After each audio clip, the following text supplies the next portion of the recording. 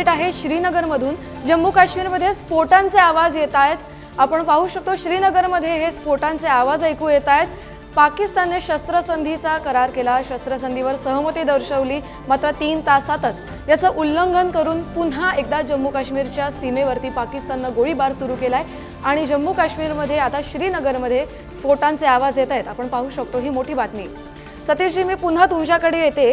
आता ही जी शस्त्रसंधीचा पाकिस्तानकडून उल्लंघन केलं जाते, आपण थोडं कालच्या दिवसाकडे जाऊया। काल IMFची बैठक झाली आणि आंतरराष्ट्रीय नाणेनिधीच्या बैठकीमध्ये पाकिस्तानला जे हवं होतं ते मिळालं। पाकिस्तानला 1.3 अब्ज डॉलर्सचं कर्ज मिळालेलं आहे। या कर्जासाठी भारताने आक्षेप घेतला होता, मात्र तरीही IMFच्या सदस्यांनी मतदान करून हे कर्ज पाकिस्तानला दिलं। मग कुठेतरी आपल्याला पैसे मिळालेत, आपल्याला कर्ज हवं होतं ते मिळालंय, त्यामुळे शस्त्रसंधी करण्याची आता काही गरज नाही असा एक समज असू शकतो का पाकिस्तानचा?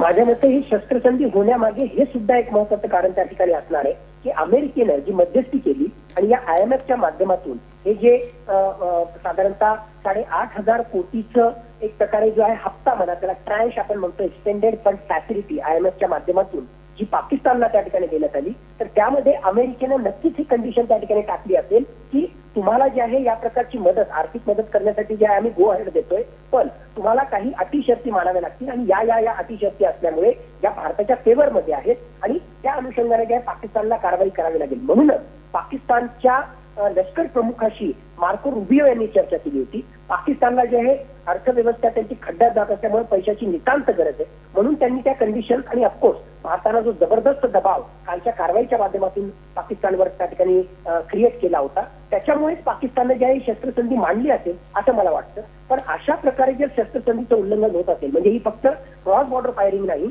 जर या सगळ्या बातम्या ज्या आहेत त्याच्यामध्ये तथ्य असेल आणि श्रीनगरमध्ये सुद्धा अशा प्रकारचे ड्रोन हल्ले किंवा मिसाईल हल्ल्याच्या माध्यमातून जर अशा प्रकारचे स्फोट होत असेल तर ही अत्यंत सिरियस बाब त्या ठिकाणी आहे। आणि मग मला त्या ठिकाणी वाटतं की या ठिकाणी खरोखरच जे आहे राजकीय नेतृत्वानं पाकिस्तानमधला हा निर्णय घेतला असेल, तिथलं लष्कर किंवा माईट बी तिथले जे एक्स्ट्रीमिस्ट आयडिओलॉजी असणारे लष्करामधले जे एलिमेंट्स आहेत त्यांना हे मान्य नाही आणि त्यांच्यातर्फे त्याच्यामुळे अशा प्रकारच्या कारवाया केल्या जात असतील जे अत्यंत खतरनाक आहे त्यांच्या अस्तित्वासाठी सुद्धा। आणि हा संघर्ष जो आहे नंतर नक्कीच मोठ्या पटीने भारत सुद्धा त्यांच्या विरुद्ध वाढू शकतो।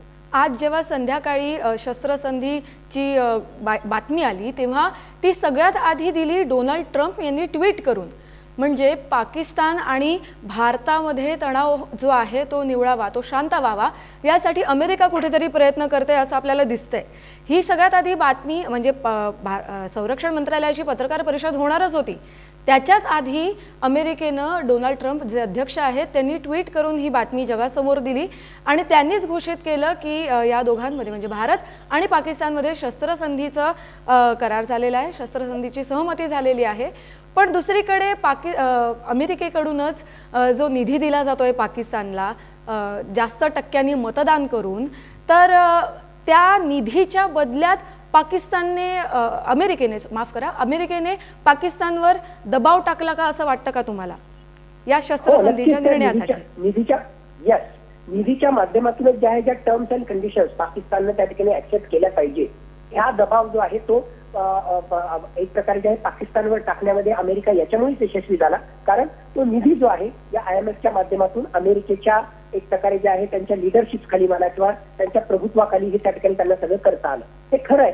आणि मी जे म्हटले की अगोदरच जे आहे डोनाल्ड ट्रम्प यांनी अगोदर घोषणा केली, मुळातच जे आहे आपण त्या ठिकाणी पाहिलं असेल तर एक प्रकारे क्रेडिट घेण्याचा प्रकार यामध्ये जे आहे डोनाल्ड ट्रम्प हे नेहमीच पुढे त्या ठिकाणी असतात। आणि ते संपूर्ण ट्विट जर तुम्ही वाचलं असेल तर सुरुवातीला त्यांनी सांगितलं की रात्रभर आमचं जे प्रशासन आहे, मग त्यामध्ये जेडी व्हॅन्स आहेत, त्याचबरोबर मार्को रुबियो यांनी जे आहे पाकिस्तान आणि भारताशी जी आहे चर्चा केली, रात्रभर त्यांनी मेहनत केली आणि त्या आधारावर आता जे आहे फुल आणि इमिजिएट अशा प्रकारचं सीज फायर करण्यामध्ये आम्ही यशस्वी झालो। म्हणजे पूर्ण क्रेडिट जे आहे ते डोनाल्ड ट्रम्प स्वतःकडे घेत आहेत, संपूर्ण जगाचं लक्ष या भारत पाकिस्तान संघर्षाकडे त्या ठिकाणी लागलं होतं, म्हणून त्या प्रकारचं प्रोजेक्शन करण्यासाठी त्यांनी हे अगोदर ट्विट त्या ठिकाणी केलं असेल। त्यानंतर इशाकदार आणि 6 वाजता जे आहे भारताने सुद्धा त्याला दुजोरा दिला।